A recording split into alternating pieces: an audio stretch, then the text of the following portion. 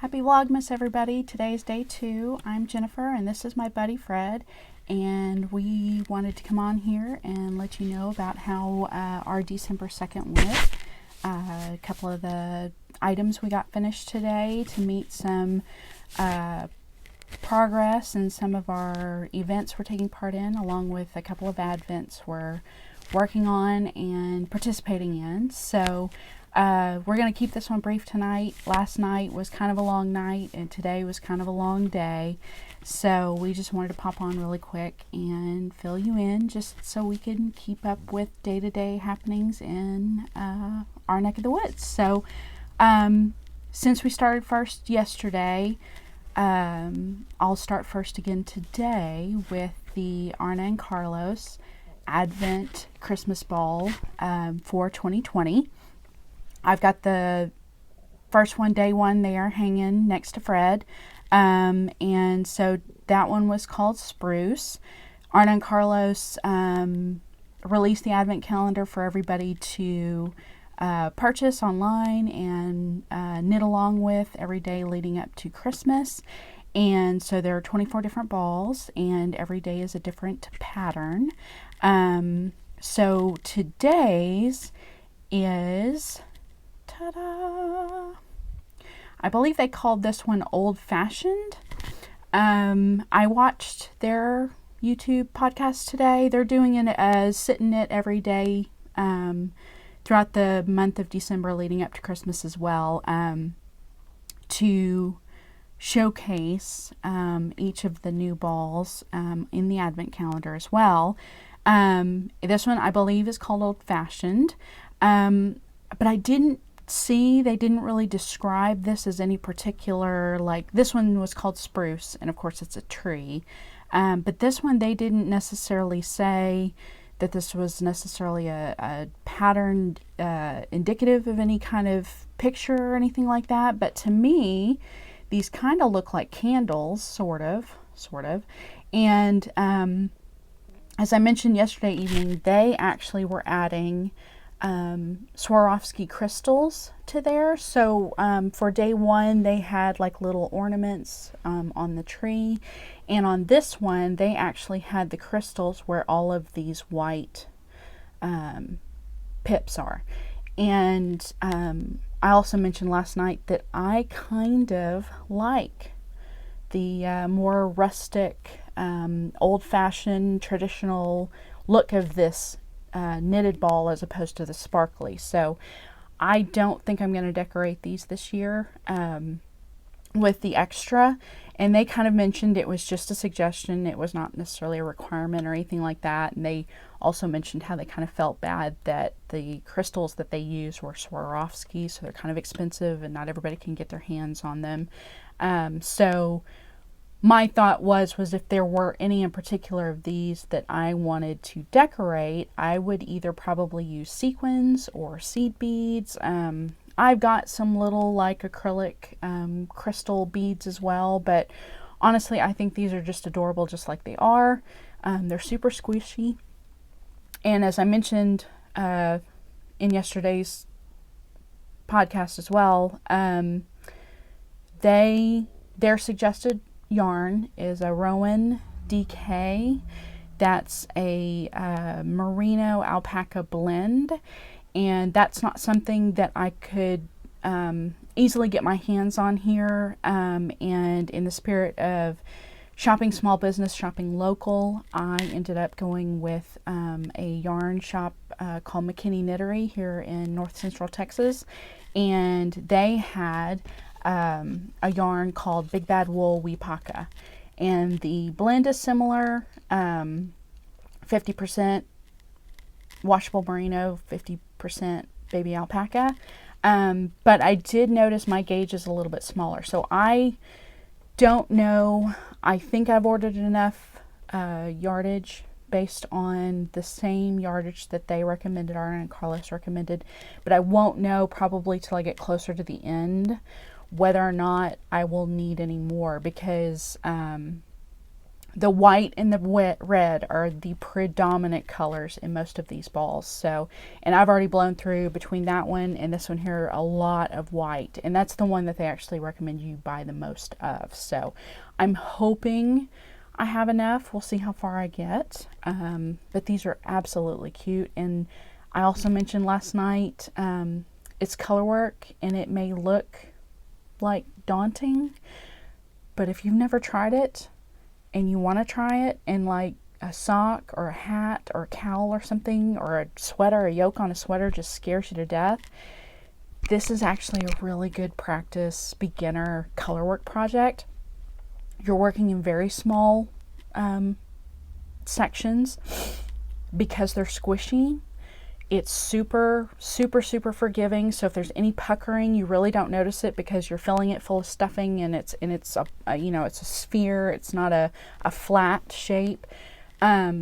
Plus, all of that, if you're worried about all that strand work behind, you know, like on a cowl or a yoke on a sweater, you know, getting caught up, it's inside. You don't see it. You don't have to worry about any of that. So really, guys, give them a try. These are absolutely great. And, you know, there are a lot of stranded color work ornaments, especially at Christmas time. So, you know, this doesn't have to be your pick, but these are super cute. And I would really recommend these. Plus, use the colors you want. If your tree is blue and white and silver, or green and white, you know, shades of green and white, or candy cane colors, you know, red and pink and white, you can totally change these up and make these your own and still follow the pattern and make them look super cute. So day 2 done. I'm super excited. And if you are participating, don't forget they're doing a hashtag giveaway on Instagram. So post your pictures every day and make sure you tag them. And I think hashtag Arne and Carlos and hashtag sit and knit for a bit, and then they're going to pick their favorites and give away a couple of their trademark items that they sell in their shop. So that's super exciting as well, and they make a really good, like, you know, after Christmas special gift for you if you did win, for sure. So in addition to this Advent, I mentioned I broke down and bought one of those chocolate Advent boxes, you know, just, you know, kind of what, you know, you get for your kid, where each day you open a window. So mine's dark chocolate. So I had my second piece of chocolate today, which was super exciting. And so that went really, really well. I mean, it's always really good to have a piece of chocolate every day. So that was super yummy. It was another just plain dark chocolate. I'm hoping there are other flavors in there, but if they're all just plain dark chocolate, I'm totally okay with that too. And it was made by Divine Chocolatier, and they're a fair trade company, so I was super excited about buying something that I knew was coming from a good place. So, and then my third and final Advent for today is my Katrinkles. I decided this year, everybody does yarn Advents every year, and I've done them for a couple of times, but I've got a lot of yarn and I haven't used it all yet, so I thought I'd do something different. So Katrinkles is a company out of Rhode Island, and they make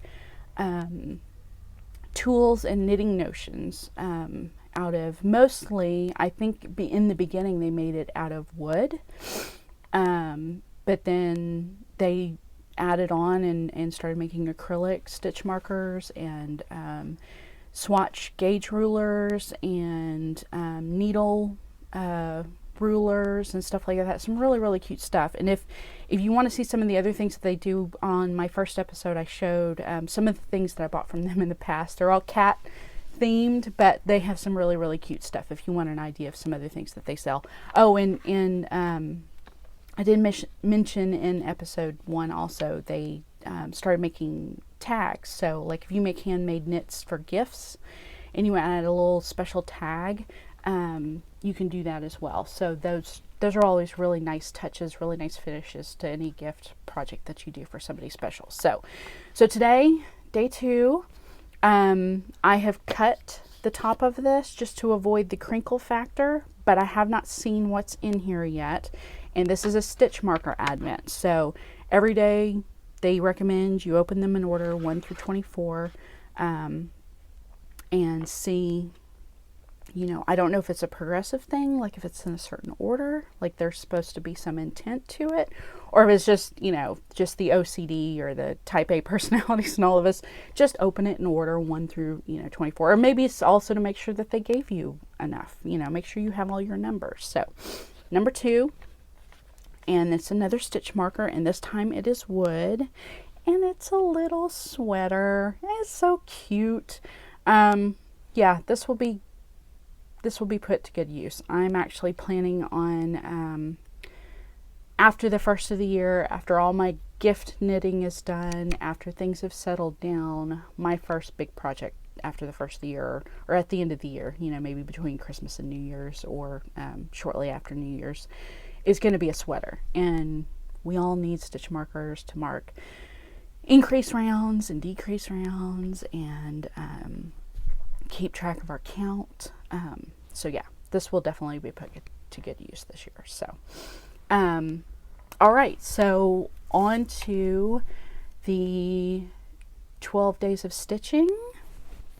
So Black Needle Society is doing their 12 days of stitching, and they've suggested some prompts of things that people should do, but they're not required. They're not required prompts. They're just suggestions. The idea is to stitch 12 things over 24 days, so everything gets 2 days worth of stitching. In my case, a lot of the ladies that participate with them do huge projects that take like thousands of stitches and hours, and I got a lot of things to do to accomplish before December 25th, so I didn't go that route. And I'm not a big, knitting's my first love. Cross stitch is just kind of a hobby. Anyway, so yesterday I showed you one of the prompts was to stitch a wreath, and I got a little bit done, but that was day 1, so hopefully when my day 2 rolls around next week, or whenever that is, I will, you know, week and a half, I will get more stitching done on it. But one of the prompts was to stitch an ornament, and or something ornament related, I guess. So like the wreath that I'm doing is about ornament sized. It may end up being an ornament also, but it was designed to be an insert to put like in a greeting card, you know, the front of a greeting card. But this is the one project that I specifically picked because it was supposed to be a finish. The finish was supposed to be an ornament. Now, I'm going to preface this by saying this is what I consider, and I'm laughing because there are a lot of cross stitchers out there that they refer to finished objects, FOs, the same way knitters do. It's a finished object. But cross stitchers go one step further and say an FFO, which is a fully finished object, which means that once the cross stitch is complete and that finished object is done, then it is fully finished into the object in which it was intended. So if it was a pillow or a towel, or you know, if it was just something that was going to be framed, it's in the frame ready to hang up on the wall, you know, those kinds of things. So this fully finished object, I'm done with it. It does not look great, but it was my first attempt at doing something fully finished as far as an ornament goes. And so the pattern called for stitching it on fabric that was patterned, and all I've got in my stash is stuff that I use for sewing, so mostly like cotton, just, you know, cotton fabric. And so, but the fabric I chose was really cute, but the intent on how I stitched it was probably not the best idea. And then on top of that, I kind of mangled the fabric trying to finish it. So I do plan on doing a few more of these, and I will show you the picture here of what was the stitcher had in mind as far as a finished object. But then now I'm going to show you kind of my I don't know, my not quite so great or professional looking version of what they intended. But I like it. It's done. It's I made it myself. But the idea was I actually ended up stitching this on Ada and then decided I was going to sew it, you know, cut the excess Ada off around it and then sew it onto the fabric. So sewing the fabric and stuffing the fabric and all of that, you'll see here in a minute, that all I didn't have a problem with. Attaching my little cross stitch to the fabric,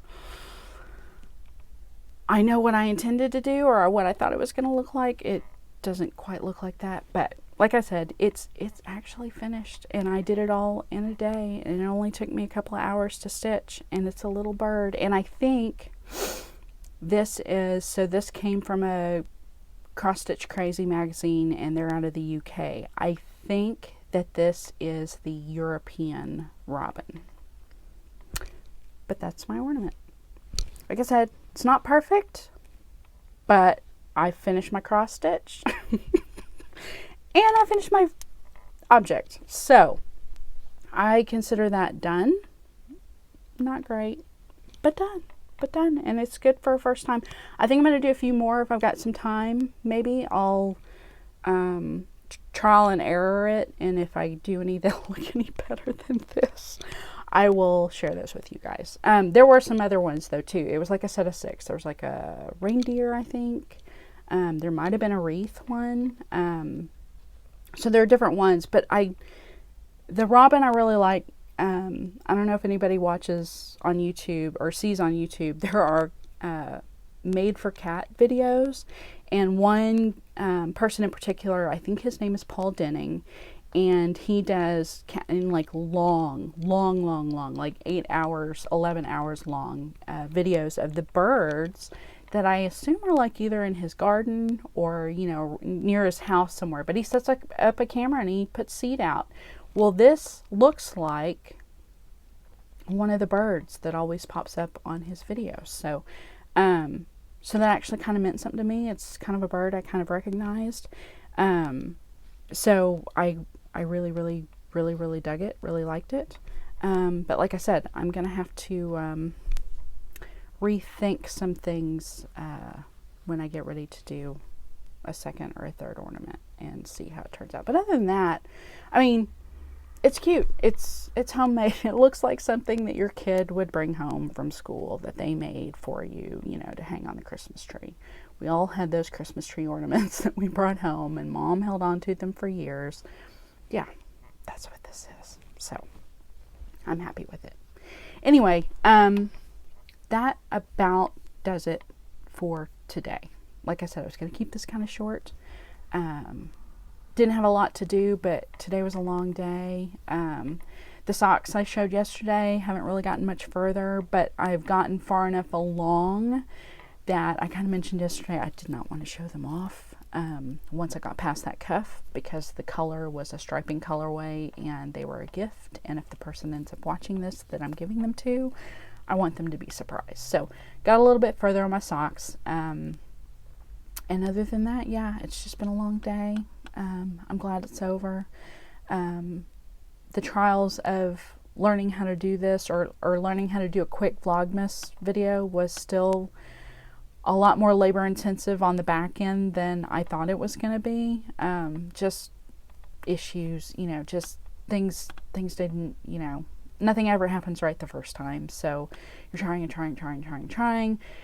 And then once you finally get a video that you like and you want to put up, then YouTube just takes forever, you know, getting it to upload. So y'all didn't want to hear all that. And I'm not making any excuses. I'm just trying to keep this short, to say that, you know, hopefully tomorrow I'll have some more. I'll have another Arne and Carlos ball for sure. Hopefully I'll have another stitch started, a third stitch started, and we'll do this all again. So Fred and I thank you for watching. We hope you like the content. It's not a whole lot, but I think Vlogmas isn't meant to be. It's meant to be kind of a short day-to-day. And I hope you guys all take care of yourselves and be patient, be kind. It's the holiday season, and this year in particular, we all need it. So we'll see you tomorrow.